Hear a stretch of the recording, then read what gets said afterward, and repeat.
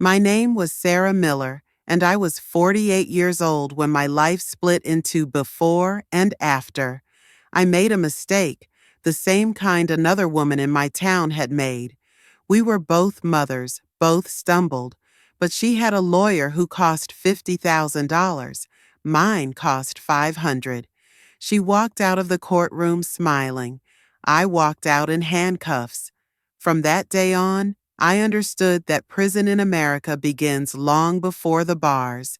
It begins with the price of your freedom.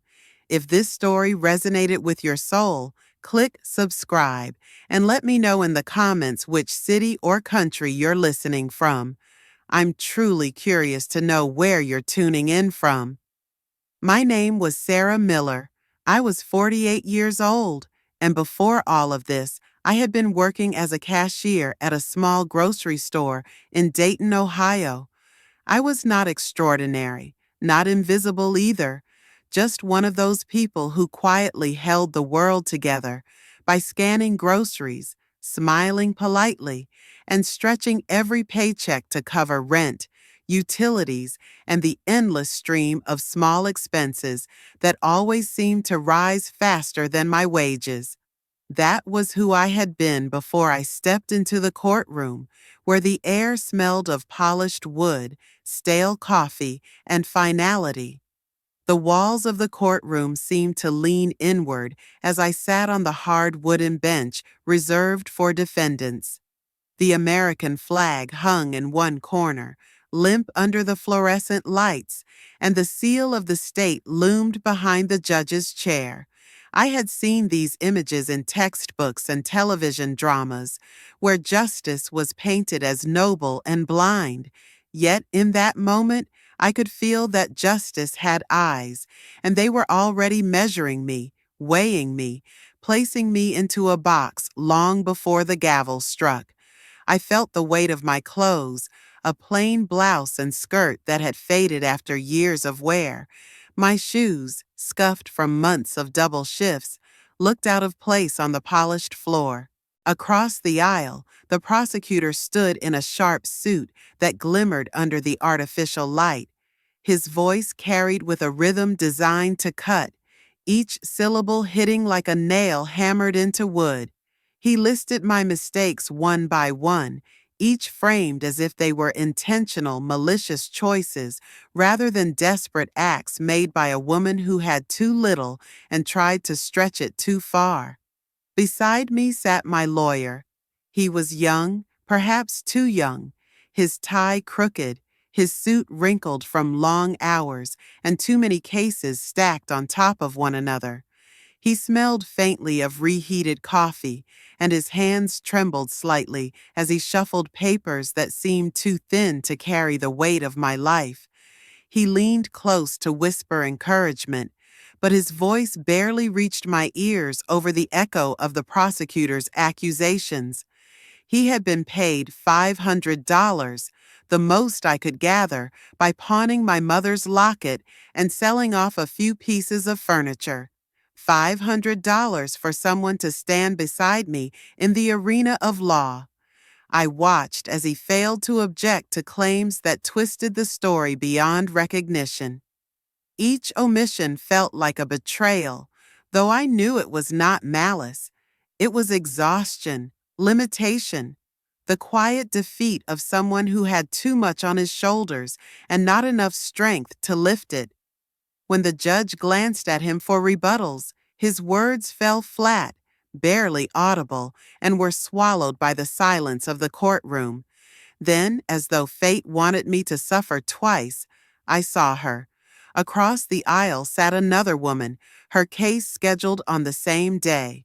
She was my age, perhaps a few years younger, dressed in a tailored suit with her hair freshly styled, makeup applied with the confidence of someone who never had to rush. Her name was Laura Henderson, though I would not learn the details of her story until later.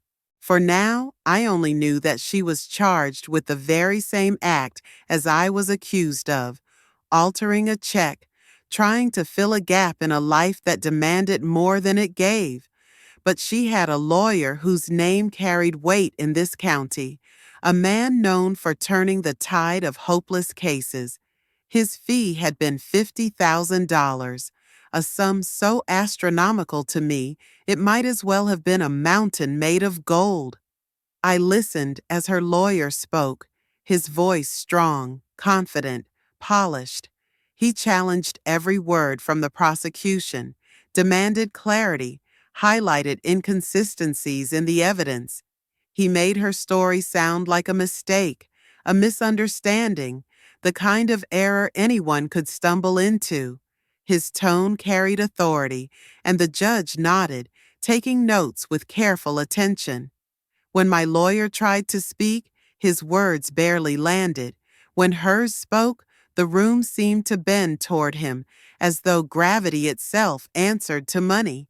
I looked around at the faces in the gallery.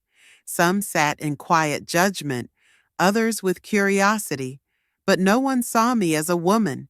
As Sarah Miller, mother of two, tired cashier, someone who had lived an ordinary life filled with ordinary struggles. To them, I was already reduced to a file number, a name on a docket, a symbol of poor decisions. And yet Laura, sitting across the aisle, with her polished shoes and expensive counsel, looked like redemption wrapped in silk. The judge's eyes flicked between us, but I could feel the difference in the gaze. Toward her, it was measured, considering, almost gentle. Toward me, it was impatient, heavy, final. The difference was not in the charges, nor in the evidence. It was in the invisible currency of power. It was in the 500 I had scraped together and the 50,000 her family had produced without a tremor. It was in the tired voice that stumbled to defend me and the commanding tone that wrapped around her like armor.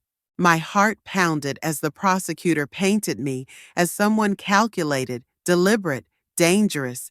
Each word felt like a stone pressed onto my chest. My lawyer shuffled his papers, missing an opening to challenge the exaggerations. I wanted to scream, to tell them about the nights I worked until my feet ached, about the envelopes of unpaid bills stacked in my kitchen drawer, about the desperate decision made in a moment of fear. But my voice was locked behind my teeth, and I knew it would not matter. In this room, only certain voices carried weight, and mine was not one of them. The courtroom smelled of varnish and fear. The hum of the air conditioner filled the spaces between accusations.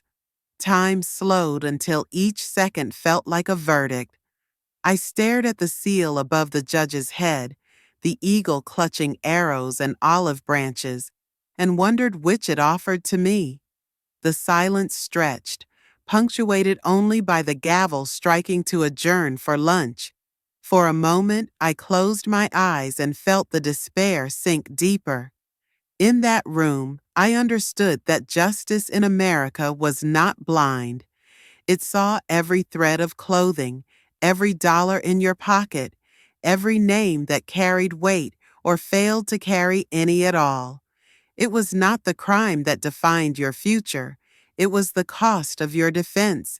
And as I sat on that wooden bench, my hands clenched in my lap, I realized that I had already been sentenced long before the judge opened his mouth. I remembered the day I handed over the envelope of money to my lawyer. It was crumpled at the corners, filled with bills gathered from too many small sacrifices. I had sold the gold locket my mother gave me when I turned 18, the only piece of jewelry I ever owned with real value. I had given up the television from my living room, carrying it to a pawn shop where the man behind the counter barely glanced at me as he counted out the cash. I had emptied the jar of coins I once saved for my children's birthdays. Every dollar in that envelope carried the weight of something lost, and all of it together added up to 500. That was the price of my defense.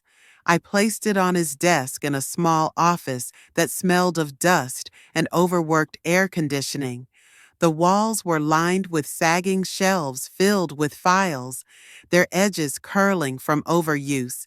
His desk was covered in papers, coffee cups with brown stains at the rim, and an old computer that hummed louder than it should.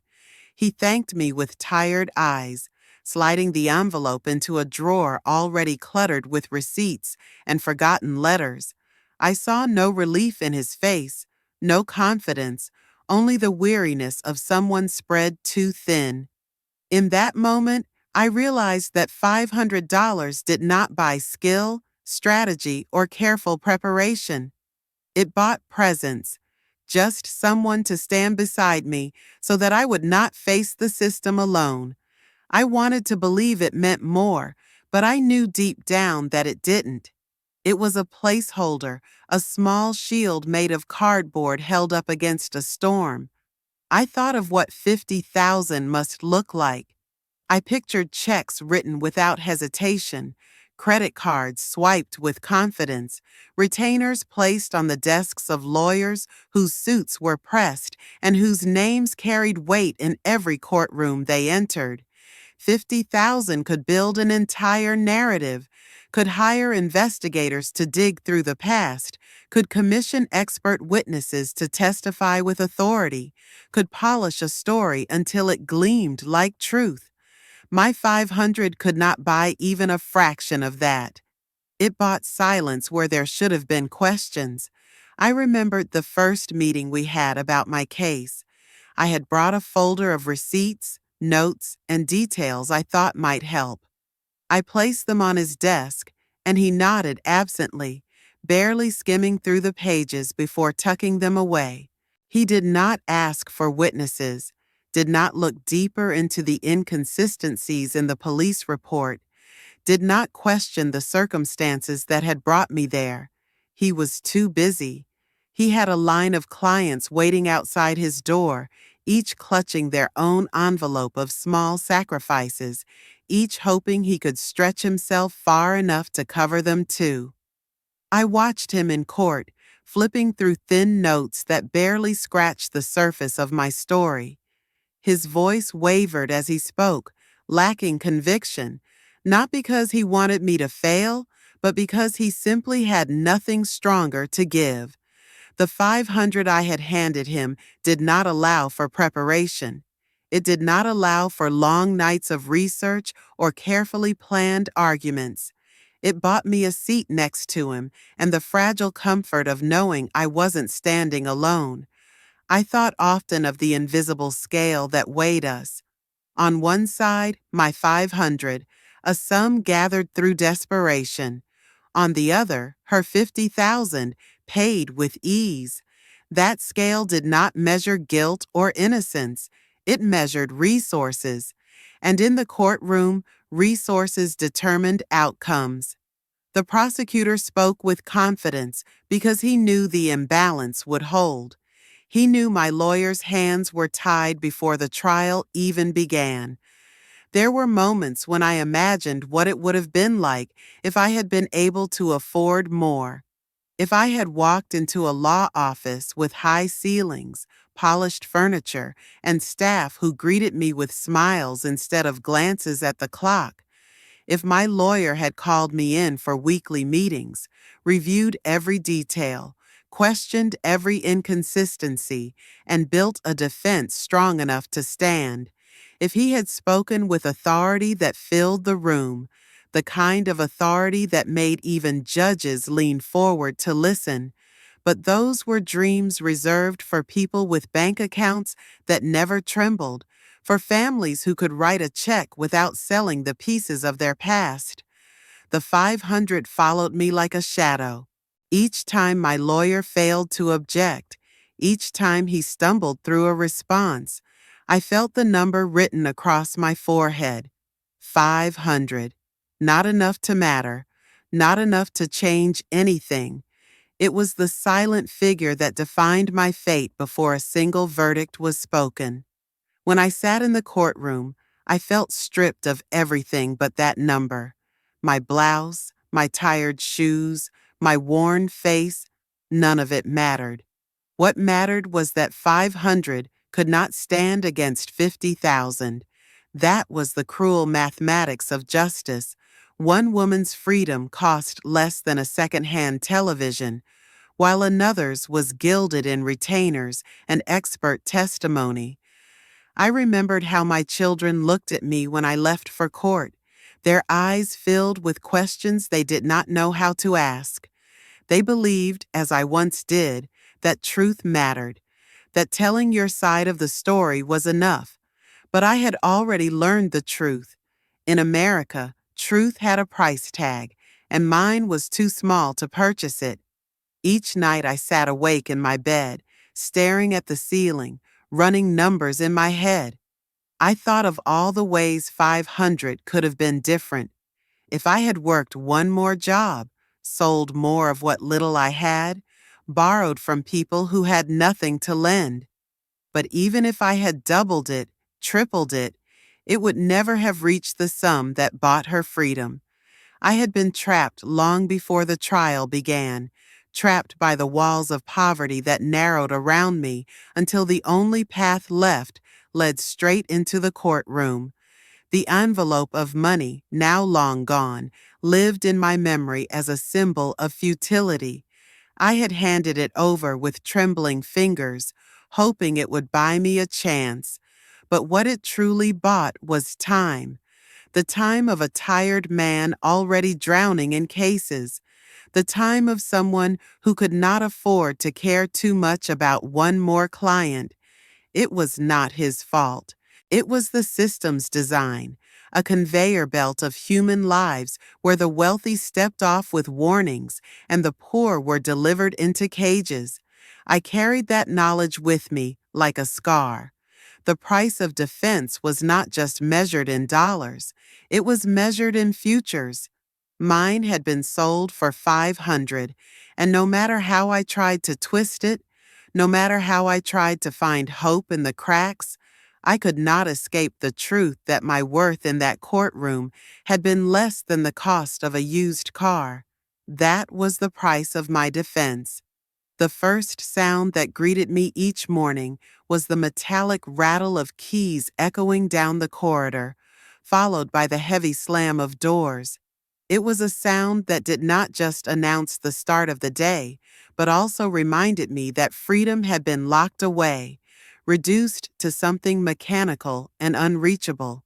The walls were thick, lined with peeling paint that held the smell of bleach and dampness. They seemed to breathe with the collected sorrow of thousands of women who had walked these halls before me, each step leaving an invisible scar that layered itself into the concrete. My cell was small, a rectangle of cinder blocks painted a sickly off-white that absorbed no warmth. The bunk creaked under my weight, its mattress thin as paper, its springs pressing into my back no matter how I turned. A narrow window sat high on the wall, its glass frosted and scratched, allowing only a faint suggestion of daylight to seep through. Some days the light looked gray, some days it looked yellow, but never once did it look free. The air carried a mixture of disinfectant, sweat, and something sour that never fully disappeared. It clung to my hair and my clothes, followed me even into my dreams. Breakfast was a plastic tray pushed into my hands with eggs that tasted of cardboard and oatmeal that stuck in my throat.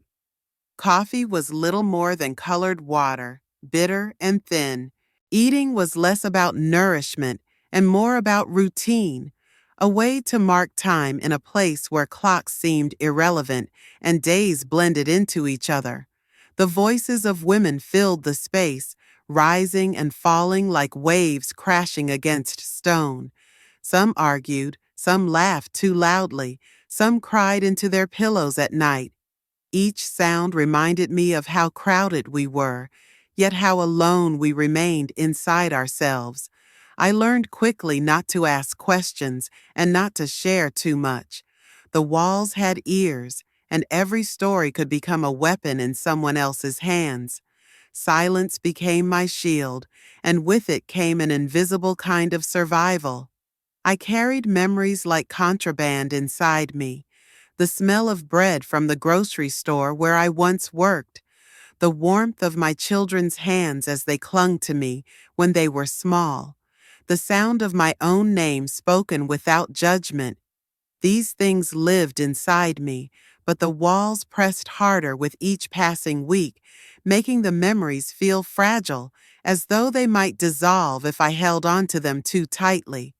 At night, the darkness was thick, broken only by the occasional flicker of fluorescent light from the hallway. The sounds became sharper then, the distant sob of someone who had lost all hope, the scrape of shoes against the floor as guards made their rounds, the clang of metal doors closing. My thoughts grew heavier in that darkness. I replayed the trial again and again, imagining words that were never spoken, defenses that were never raised. Each replay ended the same way, with the sound of the gavel and the sight of hands cuffing my wrists. There were moments when I tried to count the days, scratching faint lines onto the edge of my notebook, but the lines blurred. The days became too many, and the act of counting began to feel like marking time for a life sentence rather than a term that would one day end. Instead, I began to measure time by seasons I could only imagine. The thin light in the window told me when winter lingered, when summer pressed outside, when leaves must have been falling though I could not see them. Inside the walls, I saw patterns emerge. Women with money on the outside received letters, packages, visits that kept their spirits alive. Women like me received less and less as time passed. Friends forgot, families grew tired, children grew up without asking for permission. Poverty followed us inside, shaping even the way we endured punishment. A wealthy woman could soften her sentence with commissary food, with phone calls funded by accounts that never ran dry. I learned to live on state-issued soap, thin lotion, and the few dollars I earned folding laundry in the prison basement. The laundry room became its own kind of prison within a prison.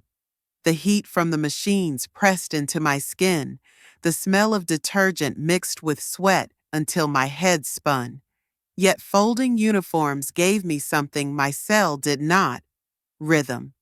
The repetition of hands smoothing fabric, stacking piles, watching numbers rise on sheets of paper.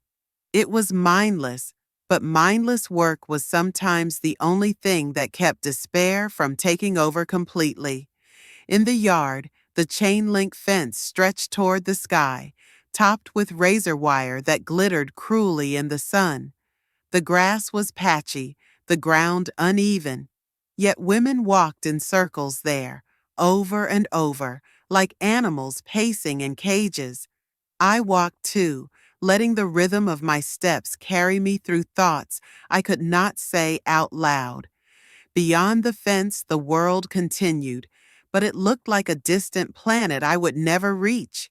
I learned to recognize faces, to read them like weather. Some women carried storms in their eyes. Others carried silence so deep it looked like drowning. Some hid their pain behind laughter, performing cheer for the rest of us, though the cracks always showed when the lights went out. I became one of the silent ones, holding my grief like a secret, letting it harden into something the guards could not take from me. Letters from home arrived rarely. When they did, the paper felt like sunlight in my hands. My children wrote less as months became years, their words shorter, their lives expanding without me. I traced the letters with my fingers, memorized every curve of their handwriting. I pressed the envelopes to my chest at night, letting the crinkle of paper replace the absence of voices. The letters were proof that I still existed outside the walls, even if the world was slowly learning to move on without me. The walls taught me that poverty was not something I had left behind when I stepped into prison. It was carried inside, shaping everything from the food I ate to the opportunities I had. Even here, wealth whispered its power. Some women had commissary snacks stacked in neat rows, small luxuries that reminded them of home. They shared pictures from visits with well-dressed families, laughed on long phone calls that stretched into hours. I rationed soap, counted the minutes I could afford to spend on the phone, and folded my longing into the thin blanket issued by the state. Every night I closed my eyes and tried to imagine freedom. Not the courtroom, not the trial, not even the mistakes that had led me here. Just freedom, the simple act of opening a door, of feeling wind on my face without fences to stop it, of eating food that did not taste like metal trays and steam tables. Freedom became less a dream and more a kind of prayer whispered to myself when the lights dimmed.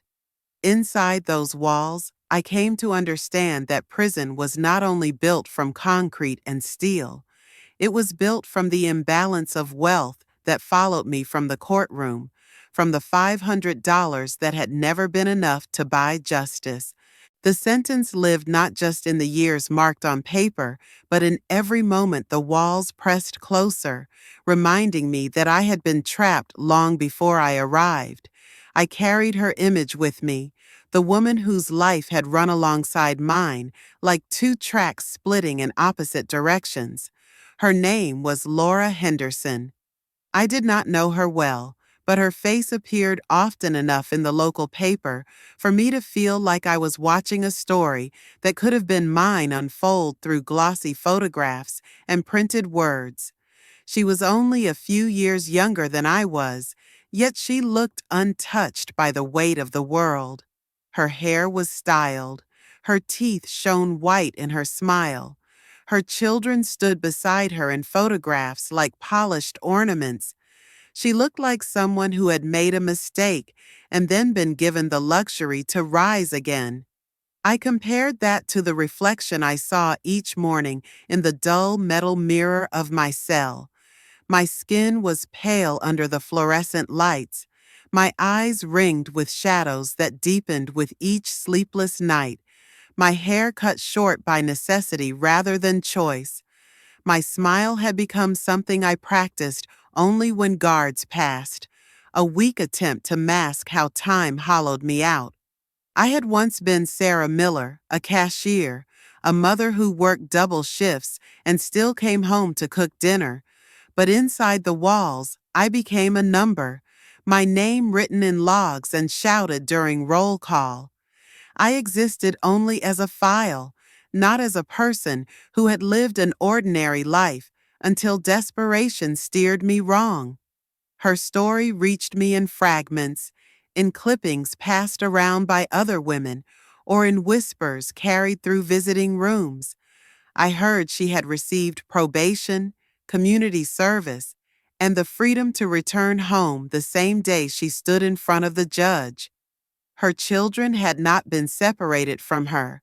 Her house had not fallen silent without her presence. Her mornings had not started with the clang of iron doors. Her punishment had been softened into something she could fold into her routine, a slight blemish quickly painted over with charity events and church gatherings. I imagined her standing in a living room that smelled of furniture polish and fresh flowers, telling her children that mistakes happen, but everything would be all right. I imagined her neighbors reassuring her friends calling to offer support, her church welcoming her with open arms. She was painted as resilient, as a woman who overcame hardship, as though her crime had been a bump in the road rather than a chasm that swallowed a life whole. I measured myself against her like a shadow standing beside light. I thought of my own children sitting at home without me, opening cupboards that were barer with each passing week, their voices over the phone shrinking with distance, their patience thinning as years pressed on. They did not have the comfort of hearing that everything would be all right. They had to live with the truth that their mother was in prison, and the world would not forgive them for it. Teachers looked at them differently, neighbors whispered, and friends kept their distance. My mistake became their burden, while hers became a lesson softened by wealth. I often pictured us side by side, standing before the same judge, charged with the same offense, our names called in the same room. The difference had not been in what we did, but in what we could afford. Her $50,000 had rewritten her story, polished her image, reframed her actions. My 500 had left me exposed, unable to shield myself from the weight of the law. We had both walked into the courtroom as women who faltered, but she walked out as someone redeemed, and I walked out in chains. The newspapers wrote about her charitable work after her sentence, as though her brief brush with the law had inspired her to give back. They showed her serving food at fundraisers, shaking hands with officials, smiling at cameras. Her name began to carry a sense of grace, as if she had turned her mistake into a platform for goodness. My name never appeared in print, except in the small crime blotter section that listed arrests and sentences in cold lines of text. There was no redemption written beside mine, no second act framed for the public to admire. The parallel between us gnawed at me in the quiet hours of the night. It was not envy so much as recognition. I saw how wealth did not erase crime, but transformed it into something survivable, something forgivable. Poverty did not just magnify the punishment, it became the punishment itself. I lived each day behind bars, not because my crime had been worse, but because my life had been cheaper. In the yard, as I walked the same worn path along the chain-link fence, I thought of her walking through manicured lawns in her neighborhood. When I folded laundry in the suffocating heat of the prison basement, I imagined her folding fresh clothes at home while the smell of coffee drifted from her kitchen. When I traced the handwriting of my children's letters with trembling fingers, I pictured her helping hers with homework, present at the table, guiding them through lessons I could not. Our lives mirrored each other only in the beginning, before money split the mirror down the center, shattering my reflection and polishing hers. I carried her in my mind, not because I hated her, but because she became the symbol of what had been denied to me. She was proof that justice was not a scale balanced by truth, but a machine powered by money. The same action, the same mistake, the same weakness, yet two completely different sentences. Her fate had been softened by privilege, mine hardened by poverty. The walls around me pressed tighter when I thought of her freedom. They reminded me that our paths had been decided not by who we were, but by what we could afford. She moved forward with her life, her story rewritten as resilience. I remained locked inside, my story carved into stone, each day an echo of a system that punished poverty more than crime. That parallel defined me. It lived in the space between who I had been and who I was forced to become. It reminded me that my sentence had been handed down long before the gavel struck, long before I walked into the courtroom. It was written in the empty spaces of my bank account, in the envelope of crumpled bills I had handed to my lawyer, in the way poverty had already wrapped its fingers around my life. Inside those walls, I lived her freedom in my imagination, while serving the sentence that poverty had purchased for me. The nights were the hardest. The silence after lights out pressed down heavier than the blanket on my cot. I would lie flat on the thin mattress, staring at the ceiling that carried stains from years of leaks, and let my thoughts circle endlessly. My mind became its own prison, repeating the same questions, dragging me into loops that had no end. I asked myself when everything had gone wrong. I replayed the years before my arrest, searching for the moment when survival turned into desperation. Was it the day the electric bill doubled and I had to choose between paying it or buying groceries? Was it the night I worked until 2 in the morning, my body aching from standing, only to bring home a paycheck that vanished in a single week? Was it when my children looked at me with hunger in their eyes and I felt like a failure for not being able to give them more? Somewhere in those moments, a decision formed, a dangerous one, and it led me here. But the question that tormented me was this: had I ever really had a choice? Each question carried another beneath it, like layers of an onion that made my eyes burn the deeper I went. Why had the system given me no mercy when it handed her leniency? Why did wealth buy forgiveness while poverty bought punishment? Why did the law pretend to be equal when its scales tipped visibly in favor of those who could pay? These were not questions asked out loud in the prison yard or in the mess hall. They were questions whispered to myself, written in invisible ink across the walls of my cell. Sometimes I asked myself who I truly was: a criminal, a mother, a woman who had stumbled once and never been allowed to rise again. I thought about my children's faces, about the way they had looked at me during visits, their eyes filled with confusion. Did they see me as guilty, as the judge had declared, or did they still see me as their mother, the woman who had tucked them into bed, who had walked them to school, who had worked 2 jobs to keep the lights on? Their silence in letters worried me more than their words. When the sentences grew shorter, when the handwriting grew colder, I wondered if I was losing them too. I asked the walls if they had ever seen fairness. They answered only with echoes of past footsteps and the faint hum of fluorescent lights. I asked the ceiling if time would heal the shame etched into my skin. It answered with stains and cracks that seemed permanent, just like my record. I asked myself if I could ever return to who I had been before all this, but the question turned into laughter inside my head, bitter and sharp. The woman I had been no longer existed. She had been swallowed whole by the trial, by the bars, by the gavel that had stripped away her name and replaced it with a number. Other women around me asked their own questions, though we rarely spoke them aloud.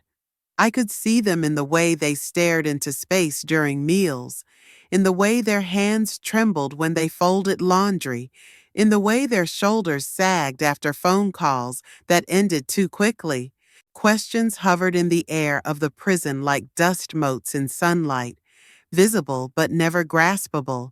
What if I had been born elsewhere? What if I had been given a chance? What if someone had cared enough to fight for me? None of us had answers, only the endless rhythm of what-ifs that clung to us more tightly than our uniforms. I asked about justice. The word itself became heavy, an artifact that looked good in books but crumbled when touched. Was justice the gavel that condemned me while sparing her? Was it the locked doors, the strip searches, the endless routines that reduced me to obedience? Or was justice something I had never known, something reserved for people whose lives were cushioned by wealth? If justice was supposed to be blind, then why did it see the contents of my bank account more clearly than the truth of my heart? I asked myself about forgiveness. Could I forgive myself for failing my children, for making the decision that placed me behind bars? Some nights I thought I could, reminding myself that I had been desperate, cornered, trying to survive. Other nights the guilt was unbearable, pressing down on my chest until I could hardly breathe. Forgiveness felt like a luxury I could not afford, just another form of currency that slipped from my hands. Time itself became a question. How many days had I spent here? How many more remained? I scratched marks on the inside of my notebook, but after a while the lines blurred together, and I could no longer tell if I was counting forward or backward. Was I moving closer to freedom or further into despair? The calendar meant nothing inside these walls, where every day felt the same, each morning indistinguishable from the last. I wondered about my children's future.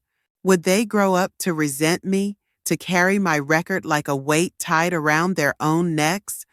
Would they remember me as the woman who tried but failed, or as the criminal the world told them I was? I wondered if they would understand one day that my sentence had been written not by my mistake, but by my poverty. Or would they forget me entirely, bury me under years of silence and distance until I became a ghost in their lives? Sometimes I asked myself about God. Was there a reason for all of this? Was there a plan hidden inside the cruelty? On Sundays, I sat in the chapel, listening to verses that spoke of redemption, of mercy, of second chances, yet I could not reconcile those words with the reality I lived in. Mercy had not been offered to me in the courtroom. Redemption seemed reserved for those who could afford it. Was I meant to find answers in prayer, or was prayer just another unanswered question echoing in the silence? The nights continued, each filled with the same restless rhythm of questions that circled endlessly. The guards walked their rounds, the keys rattled, and I lay awake with my thoughts, chasing answers that never came. The walls held me, but it was the uncertainty that kept me captive more than the bars. I lived not only in prison, but in a labyrinth of questions with no exits, no resolutions, no way to silence them. Every question became a reminder of the imbalance that had brought me here. Each one carved deeper into me, shaping me into someone I barely recognized. And though I searched for meaning, for a way to piece together the fragments of who I was, all I found was silence. It was a silence that did not comfort, but accused.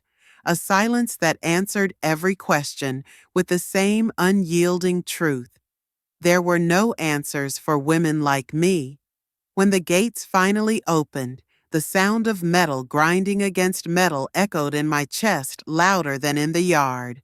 I stepped out carrying a small box of state-issued belongings and scraps of my life folded into letters and worn-out clothes. The air outside felt both sharp and heavy, as if the world had moved on without me and now demanded that I catch up. I had been 53 years old when freedom returned. Though freedom was not the right word, what I held in my hands was not freedom, but the chance to begin again, with scars that could not be erased. The streets looked different than I remembered. Stores had closed, new ones had opened, neighborhoods had changed their skin. I felt like a stranger in my own city, walking among people who did not know the years I had lost. Their eyes slid past me, but when I looked in reflections, shop windows, bus shelters, even puddles on the sidewalk, I saw a woman marked by time, a woman who had spent too long behind walls that left their trace on her face and posture. I did not return to who I had been before. That woman was gone, dissolved in courtrooms and corridors. I was someone else now, someone who carried silence like armor and pain like fuel. At first, I tried to blend in. I rented a small room above a laundromat where the hum of machines filled the night and the scent of detergent reminded me too much of the prison laundry. I found work cleaning offices after hours, moving quietly through hallways that smelled of fresh paint and coffee brewed for people who would never know my name. Yet inside me, something restless refused to die. I had lived too long being told that my story did not matter, that my poverty was my crime.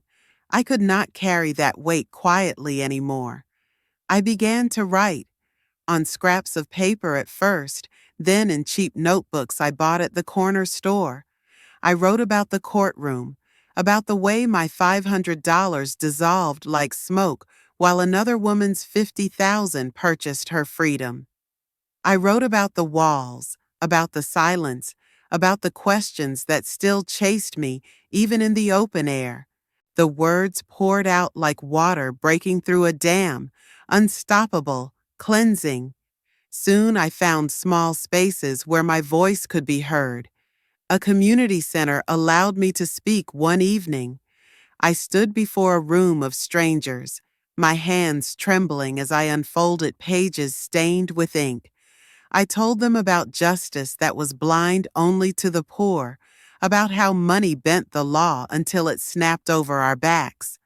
I told them my story not for sympathy, but because silence had kept me imprisoned longer than my sentence. The room grew quiet, and for the first time I felt the weight shift.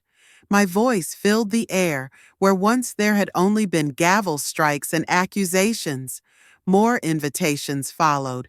Churches, schools, small gatherings where people sat on metal chairs and listened. Each time I spoke, I felt lighter. Each time, the faces watching me carried a mix of disbelief and recognition, as if they too had known the hidden price of being poor in America. Some thanked me, some cried, some stood in silence.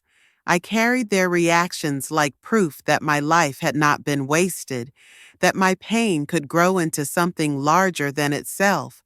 But redemption did not come from others alone. It came slowly, in quiet moments. It came when I received a letter from my daughter, who had been distant for years. She wrote that she had read my words online, shared by someone who had heard me speak. She said she understood now, not everything, but enough. Her forgiveness was not complete, but it was a door cracked open, and I pressed my heart against it with gratitude. It came when I learned that my words had helped another woman fighting her case find the courage to demand more from her lawyer. It came when I realized that I no longer saw myself only as a convict, but as a witness, someone who had lived the inside of injustice and stepped outside still breathing. I knew I could never erase the past. I could never undo the nights my children cried without me, the shame they carried, the birthdays missed, the years wasted in fluorescent light. But redemption was not erasure. It was transformation. It was the act of taking pain and shaping it into a blade that could cut through lies. It was the choice to stand, to speak, to remind others that truth had a cost, and silence carried a heavier one. I walked often to the courthouse, not to enter, but to stand across the street and look at the building that had swallowed me whole. The stone steps seemed less imposing now, not because they had changed, but because I had. I no longer saw them as the end of my life, but as the beginning of my story. Each time I stood there, I whispered to myself that I had been broken inside those walls, but rebuilt outside them. The building no longer owned me. In the quiet of my rented room, I sometimes lit a candle and placed it near the window. I watched the flame flicker against the glass, imagining it was seen by others walking down the street. For me, it was a ritual, a way to honor the years lost and the strength found. The candle was fragile, its flame delicate, but it burned anyway. That was what I had become, not unscarred, not invincible, but still burning. Redemption, I realized, was not given. It was claimed. It was not a gift wrapped in mercy, but a decision to carve meaning out of suffering. My poverty had condemned me. My silence had chained me. But my voice had set me free in ways no gavel ever could. And though I would always carry the memory of the courtroom, of the woman who walked away with probation while I carried a sentence, I knew that my story did not end in comparison. It ended in survival, in testimony, in the steady strength of someone who had learned to stand after falling. I walked through the city with a slower step but a firmer spine. The years had taken much, but they had also given me something unbreakable. Inside me, beneath the scars, lived the quiet truth that I had turned my punishment into purpose. That truth was my redemption, my answer to a system that had sold justice to the highest bidder. I was no longer only the woman who could afford $500. I was the woman who had walked through fire and carried the flame out with her, holding it steady for others to see.